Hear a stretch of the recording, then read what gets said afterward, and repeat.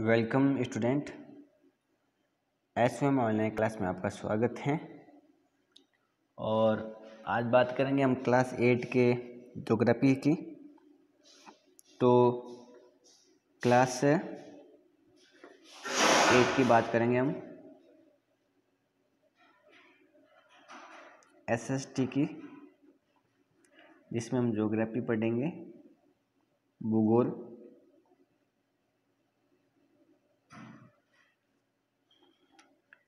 ठीक है, हम पढ़ रहे थे संसाधनों के बारे में, पाठ संख्या फर्स्ट के बारे में। तो हम बात करते हैं। देखिए, हम लेसन फर्स्ट पढ़ रहे थे, पाठ संख्या 1, जिसका नाम था संसाधन। हम उसके बारे में पढ़ रहे थे और हमने संसाधनों में प्राकृतिक संसाधन पढ़ लिए थे। आज हमें पढ़ना है मानव निर्मित संसाधन और इसके अलावा मानव जो संसाधन है उसके बारे में। तो आज जो हमारी हेडिंग होगी वो होगी मानव संसाधन। अगर आपको प्राकृतिक संसाधन के बारे में पता है तो मानव संसाधन आराम से आप समझ सकते हो कि क्या होता है। देखिए, लोग और अधिक संसाधन बनाने के लिए प्रकृति का सबसे अच्छा उपयोग तभी कर सकते हैं जब उनके पास में ज्ञान होगा, उनके पास में नॉलेज, जिसको हम कहते हैं काम करने की जो तरीका, जो नॉलेज है, कौशल, वो होगा। तभी तो वो ढंग से काम कर पाएंगे, नहीं तो वो काम कर नहीं पाएंगे। तो जब मानव के पास में ज्ञान होगा, काम करने का कौशल होगा, उनके पास में तकनीक, प्रौद्योगिकी होगी, जिसको हम कहते हैं प्रौद्योगिकी, तो वो प्राकृतिक संसाधनों का सही ढंग से उपयोग कर पाते हैं। ठीक है, तो ये बात ध्यान करनी है। उससे पहले आपको समझना है कि संसाधन का भंडार का क्या मतलब होता है। तो एक शब्द आपको ध्यान रखना है, संसाधना या संसाधन का भंडार।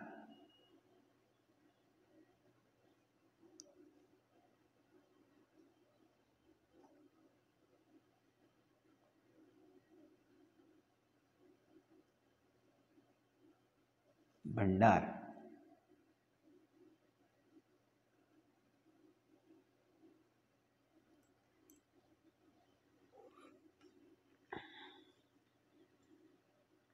तो संसाधन का जो भंडार है हम उसकी बात कर लेते हैं। इसका मतलब होता है कि यह उपयोग के लिए संसाधन की उपलब्ध मात्रा है। यह उपयोग के लिए संसाधन की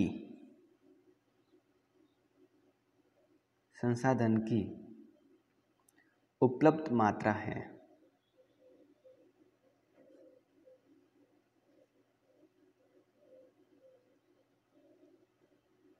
मतलब जो चीज़ उपयोग करने वाली है वो आपका भंडार है संसाधन का।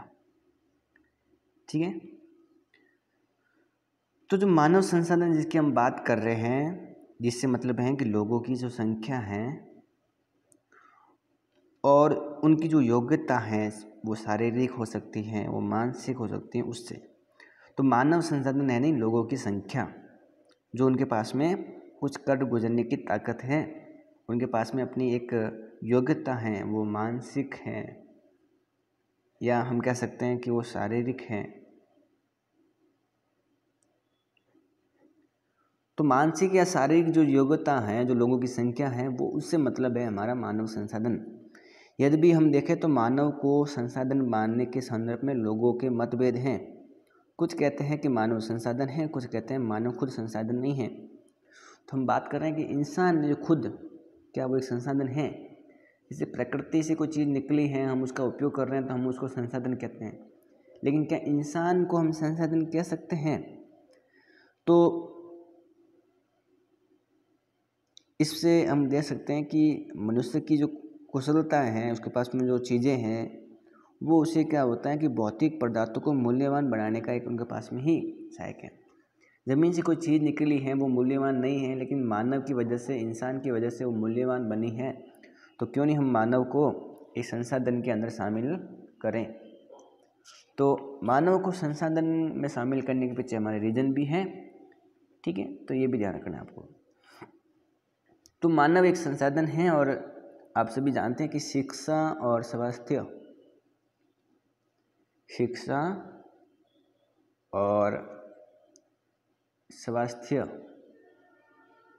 लोगों को बहुमूल्य संसाधन बनाने में मदद करते हैं।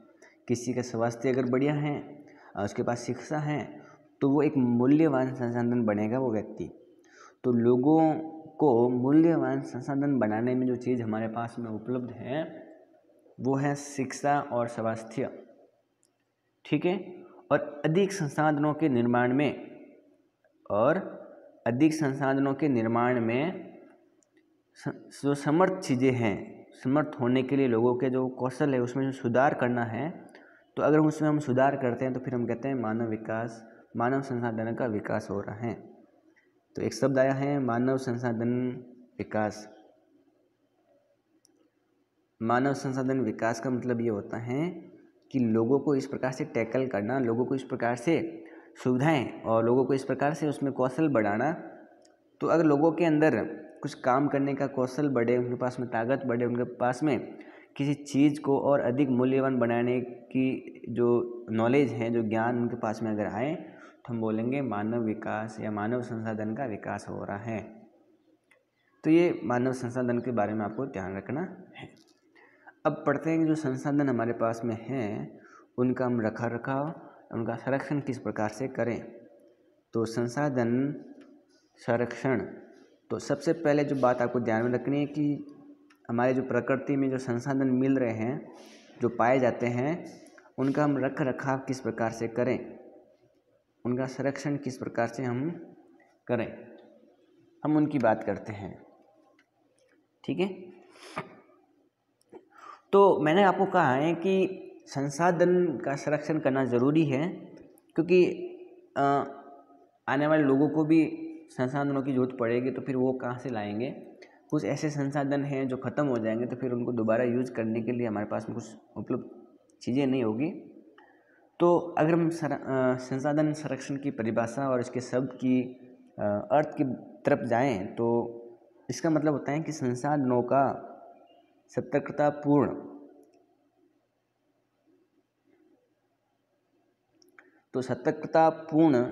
या पूर्वक उपयोग में करना। तो सतर्क रहते हुए, ध्यान रखते हुए अगर हम संसाधनों का उपयोग करते हैं और उन्हें नवीकरण के लिए समय देना, उनको दोबारा बनने में उनको समय मिल जाए, तो हम कह सकते हैं कि उनका हम संरक्षण करते हैं। तो जब हम संसाधनों का इस प्रकार से उपयोग करें कि आवश्यकता की पूर्ति भी हो जाए और आने वाले समय के लिए उन लोगों को भविष्य के लिए उनके लिए भी जो चीज़ें हैं, जो संसाधन हैं, वो अगर बच कर रहे तो हम कह सकते हैं कि इस प्रकार का अगर हम विकास करें तो वो हमारा सतत पोषीय विकास होगा। तो एक शब्द आपके सामने आया है जिसका नाम है सतत पोषणीय विकास। सतत पोषणीय विकास का मतलब ये होता है कि संसाधनों का इस प्रकार से उपयोग करना, जो हमारे पास में संसाधन है उन संसाधनों का इस प्रकार उपयोग करना कि आने वाली जो पीढ़ी है या जो भावी पीढ़ी है उनके लिए भी संसाधन बच कर रहे, उनकी आवश्यकताओं को भी संसाधन पूरा कर सकें। ऐसा नहीं कि मानव लालच में आकर अपने खुद के विकास के लिए, उन्नति के लिए जो संसाधन वर्तमान में हैं उनका इतना अधिक दोहन करें, वर्तमान में जो संसाधन हैं उनका इतना उपयोग करें कि आने वाले समय के लोगों को मिले ही नहीं, तो वो जो विकास होगा वो सतत पोषणीय विकास नहीं होगा। तो किसी देश को इस प्रकार से विकास करना चाहिए जो संसाधन यूज करते हुए आने वाले समय के लिए भी संसाधन रख पाएँ, तो वो जो उनका विकास होगा वो होगा सतत पोषणीय विकास। तो ये बात आपको ध्यान रखनी है। अब जो हमारे संसाधन जो हमको मिल रहे हैं अलग अलग प्रकार के, हम उनका संरक्षण किस प्रकार से करें, उनका रखरखाव किस प्रकार से करें, तो वो हम इस बात की तरफ जाते हैं। तो सबसे पहले हम बात करते हैं कि जो हमें संसाधन मिल रहे हैं हम अनेक ऐसी वस्तुओं का दोबारा उपयोग कर सकते हैं हम उन वस्तुओं को पुनः चक्रण के माध्यम से यूज कर सकते हैं। तो पुनः चक्रण के माध्यम से दोबारा यूज करते हुए संसाधनों का हम रख रखाव कर सकते हैं। जैसे कोई वस्तु है जिसका हमने एक बार उपयोग कर लिया और उसको दोबारा यूज करना, उसकी कुछ ऐसी चीज़ें बनाना ताकि वो चीज़ दोबारा यूज हो सके। एक बार यूज करने के बाद में दोबारा उसका कुछ दूसरी चीज़ बना करके उसका उपयोग करना, तो वो संसाधन में सहायक होगा। ठीक है, और इस प्रकार से बात आपको ध्यान में रखनी है कि संसाधनों का विकास किस प्रकार से करना है। तो सतत पोषणीय विकास के बारे में अगर हम बात करें तो इससे कुछ सिद्धांत हैं, उन सिद्धांतों की हम बात कर लेते हैं। तो हम बात करते हैं सतत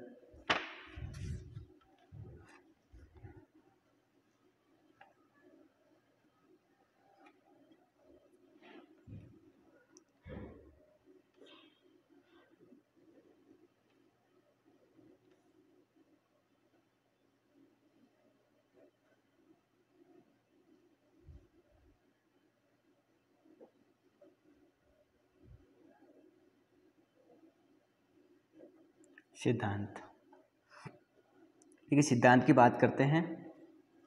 जीवन के सभी रूपों का आदर और देखभाल करना। जीवन के जितने भी रूप हैं, जो भी तरीके हैं, उनके सभी जीवन के सभी रूपों का क्या करना, अलग अलग जो रूप है उनका आदर करना, उनका देखभाल करना। मतलब जो भी तरीका है, जिस तरीके से संसाधन यूज करते हैं जो इंसान है, उन सभी का हम ऐसे ढंग से अगर रख रखाव करें तो सतत पोषणीय विकास में शामिल होगा। ठीक है, तो एक बात तो ये ध्यान रखनी है आपको। दूसरा ये सिद्धांत है कि मानव जीवन की गुणवत्ता को बढ़ाना। मानव जो जीवन है उनकी गुणवत्ता को बढ़ाना, उनको इस प्रकार से स्वास्थ्य और शिक्षा से संबंधित जानकारी देना ताकि वो अपने अंदर जो कार्य करने की क्षमता है वो बढ़ा सके, ताकि संसाधनों का अधिक उपयोग वो आसानी से और बेहतर ढंग से कर सकें। तो मानव जीवन की गुणवत्ता को बढ़ाना।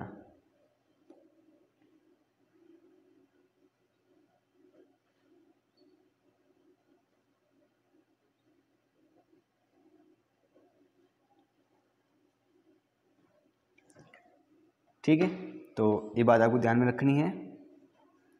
फिर हम अगर आगे बात करें तो पृथ्वी की जो जीवन शक्ति है उसमें जो अलग अलग प्रकार की विविधता है उसका संरक्षण करना। तो पृथ्वी की जो जीवन शक्ति है वो, और पृथ्वी पर जो अलग अलग जीव जंतु की जो विविधता पाई जाती हैं उनका संरक्षण करना, विविधता का संरक्षण करना। ठीक है, और प्राकृतिक संसाधनों के जो नुकसान हो रहा है उसको कम करना। जितना हो सके प्राकृतिक संसाधनों का उपयोग कम करना, उनके नुकसान को कम करना। तो प्राकृतिक जो संसाधन हैं उनके संसाधनों का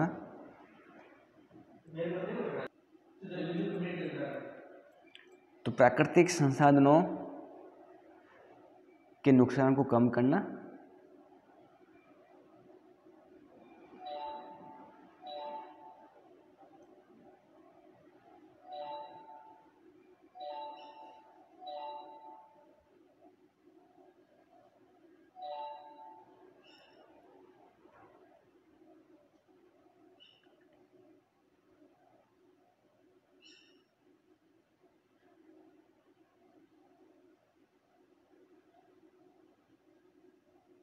आगे आप लिखेंगे कि जो पर्यावरण है उनके पर्यावरण के प्रति जो व्यक्ति का जो व्यवहार है उस पर्यावरण के प्रति अनुकूल रहते हुए पर्यावरण का सही ढंग से उपयोग करना, और मानव समुदायों के लिए पर्यावरण की देखभाल करना, वो सब इसी में शामिल है। ठीक है, तो ये ध्यान रखना है आपको।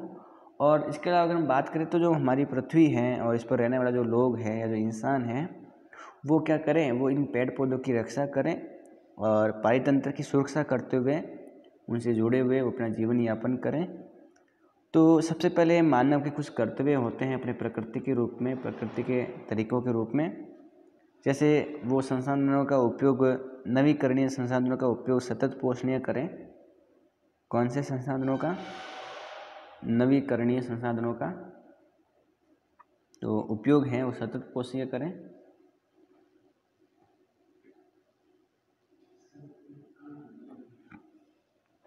ठीक है। और पृथ्वी पर जीवन की जो विविधता है वो संरक्षित की जाए। पृथ्वी पर जो अलग अलग प्रकार की विविधता पाई जाती है उसकी रक्षा हो सके, ये ध्यान रखना है आपको। और प्राकृतिक पर्यावरणीय तंत्र की हानि को कम से कम किया जाए। सबसे महत्वपूर्ण जो पॉइंट है वो है, ध्यान रखना है आपको कि प्राकृतिक पर्यावरणीय तंत्र की हानि को कम किया जाए। तो मैंने आपको बताया कि प्राकृतिक पर्यावरणीय तंत्र की जो हानि है वो जितना हो सके उतनी कम हो सके, तो हानि को कम से कम किया जाए, कम से कम किया जाए। ठीक है। तो इस प्रकार से हम कह सकते हैं कि इस पर्यावरण को, ये पर्यावरण में जो संसाधन है उनके संरक्षण के लिए हमें सारे कार्य करने चाहिए। उनका रखरखाव किस प्रकार से करने चाहिए, उनकी देखभाल किस प्रकार से करनी चाहिए।